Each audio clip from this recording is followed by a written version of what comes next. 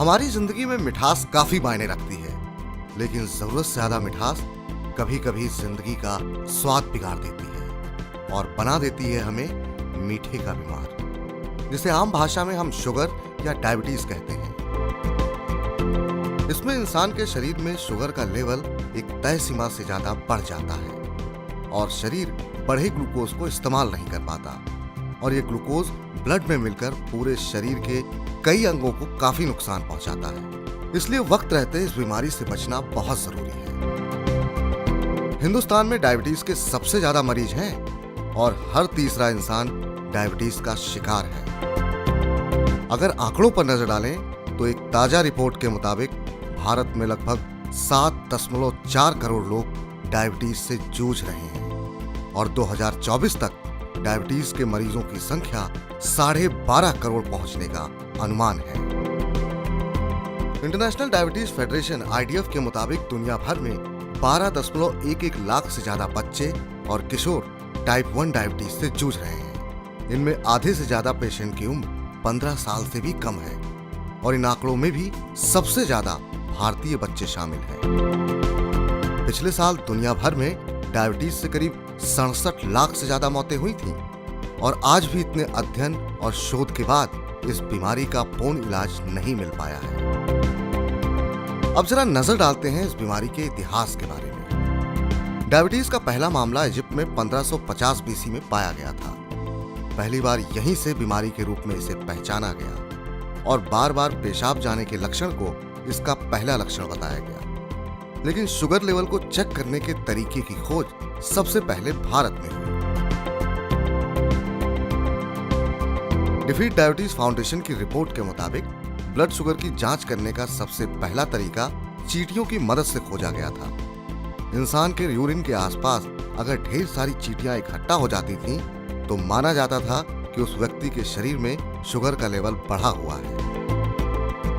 इस बीमारी को डायबिटीज नाम देने का श्रेय Greek physician Apollonius of Memphis को जाता है। उन्होंने इसके सबसे कॉमन लक्षणों के नाम पर इसे डायबिटीज का नाम दिया। इस बीमारी के ज्यादातर मरीजों को बार बार पेशाब के लिए जाना पड़ता था, इसलिए इसका नाम डायबिटीज रखा गया। अब जानिए इस बीमारी के होने की वजह क्या है। हमारे शरीर को सुचारू रूप से चलने के लिए एनर्जी की आवश्यकता होती है और ये एनर्जी हमारे शरीर में मौजूद ग्लूकोज से मिलती है। अब ये ग्लूकोज कैसे बनता है?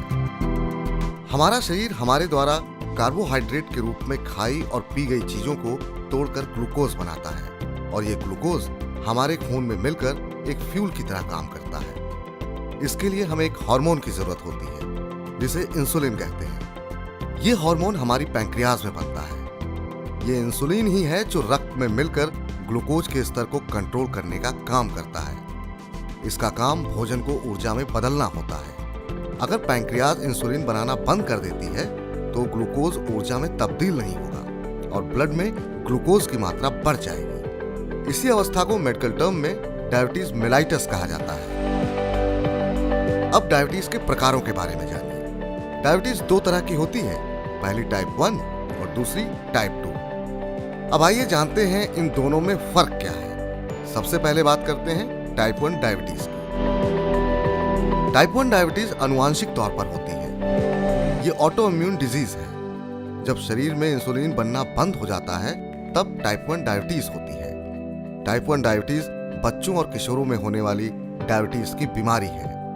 इस प्रकार के डायबिटीज में पैंक्रियाज के बीटा सेल्स पूरी तरह से नष्ट हो जाते हैं और इस तरह इंसुलिन का बनना संभव नहीं होता। टाइप 1 डायबिटीज से ग्रस्त लोगों को रोजाना इंजेक्शन के द्वारा इंसुलिन लेना होता है। अब जानिए टाइप 2 डायबिटीज के बारे में।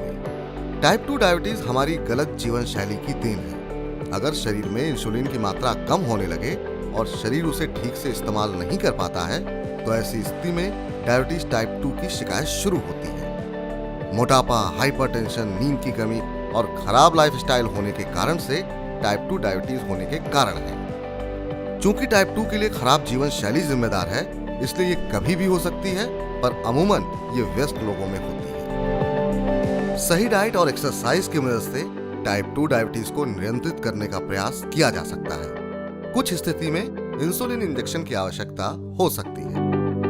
इसलिए डायबिटीज के मरीज को इस बात का विशेष ध्यान रखना चाहिए कि वो कब और क्या खा रहे हैं, जिससे उनका ब्लड शुगर लेवल नियंत्रित रहे। इसके लिए डॉक्टर द्वारा बताई गई दवाएं और नियमित एक्सरसाइज से इस बीमारी को पूर्णतः कंट्रोल में रखा जा सकता है।